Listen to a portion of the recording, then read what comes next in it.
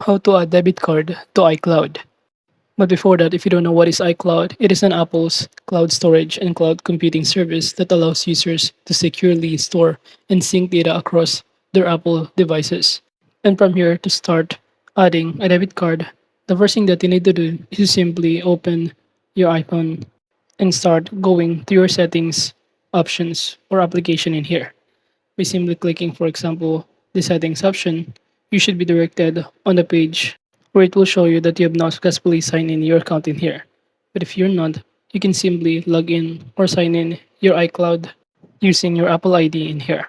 After that, just simply click this button to go to your iCloud services, and from here, you should be able to see this iCloud. And to order debit card, just simply click the payment and shipping option to be directed on this page right here. So again, just simply go back on this page and click this payment and shipping to proceed, be directed on this page. And after that, you should be able to see here all of your payment methods. But let's say you still not have any debit or credit card sign in here. So just click this add payment method to add a debit card.